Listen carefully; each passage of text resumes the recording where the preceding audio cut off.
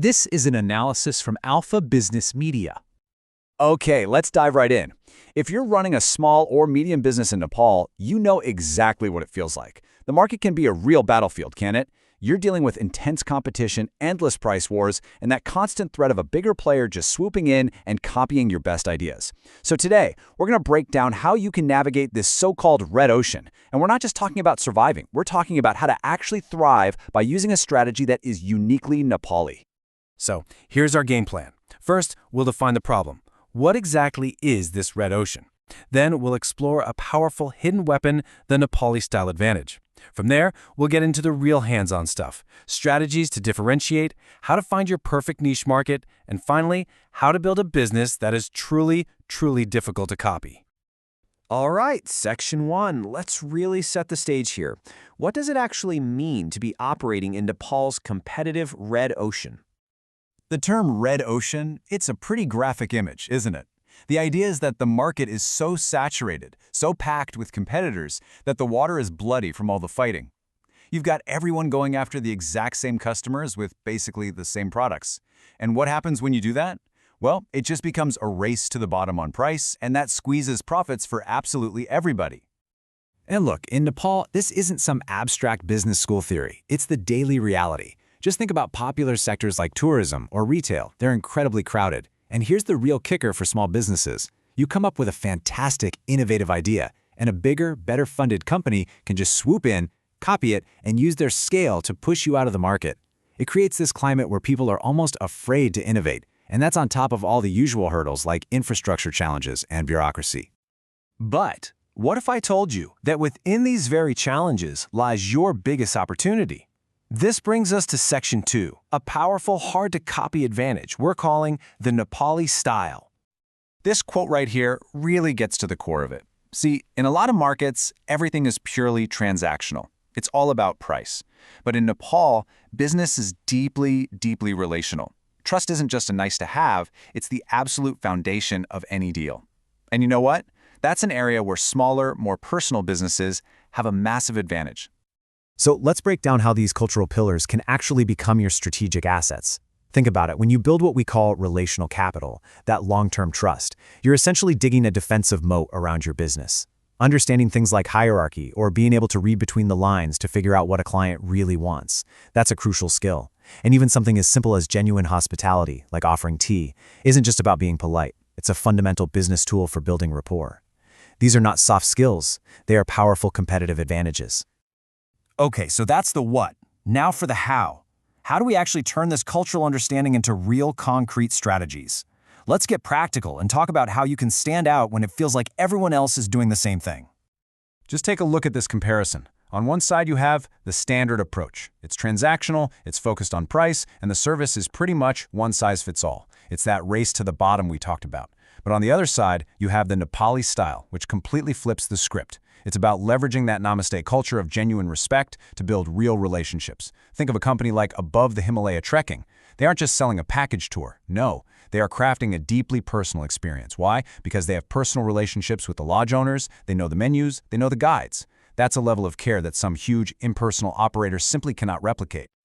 And this same logic applies to creating value in other ways. For instance, instead of trying to compete with cheap, mass-produced goods, why not focus on local authenticity? Things like handicrafts or traditional knowledge.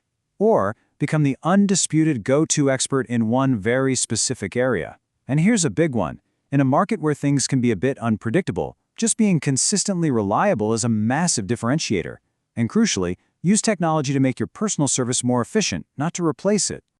Now, speaking of technology, that balancing act is absolutely critical. You have to know how to use modern tools effectively. And that brings us to the digital landscape in Nepal. Take a look at this number, 49.6%. As of early 2024, that's the internet penetration rate. Just under half the country is online. That one statistic tells a huge story about both the opportunity and the very real limitations you're facing. And this table breaks it down even further.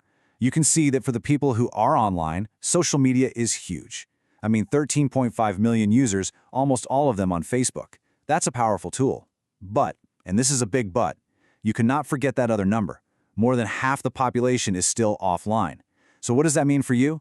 It means a purely digital strategy is a recipe for failure. You'd be ignoring a huge part of your potential market. The winning move is a hybrid approach, one that blends the reach of digital with the deep trust you can only build through personal offline interaction. This all leads us perfectly into our next big strategy, and it's a simple idea, but it's so powerful. Stop trying to compete with everyone. Instead, find your own small pond where you can be the big fish. This is all about the power of finding your niche. So where do you find these niches? Well, honestly, they're everywhere if you just know where to look. It could be a specific demographic, right? Like focusing on services for working mothers who need convenience.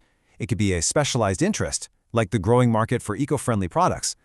A niche can even be a specific place, an underserved region that the big companies just ignore. Or, and I love this one, it can be as simple as eliminating a common pain point. Solving a problem everyone complains about, like the ridiculous queues at a big store. Okay, pay close attention to this table because this is where the rubber really meets the road. This shows you how to make your strategy defensible.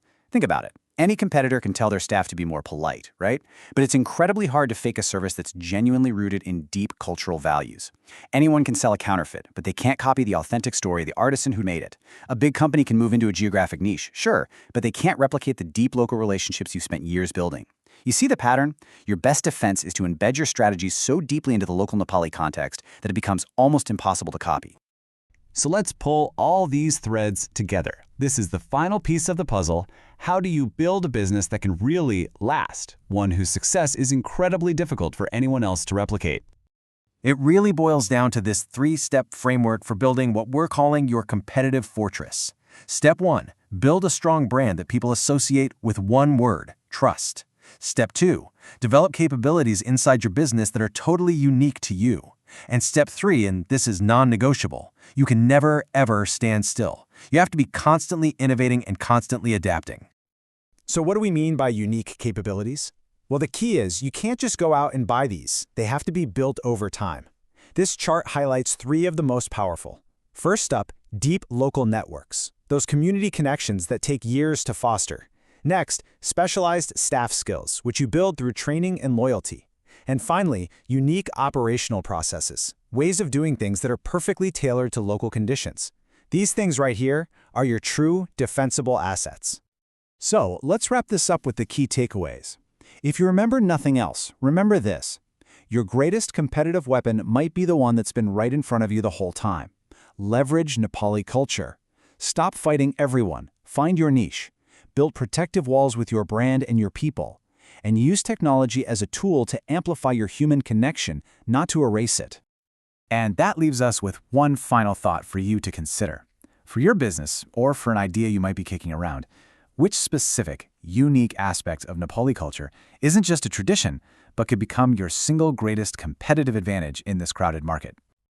This has been an analysis from Alpha Business Media.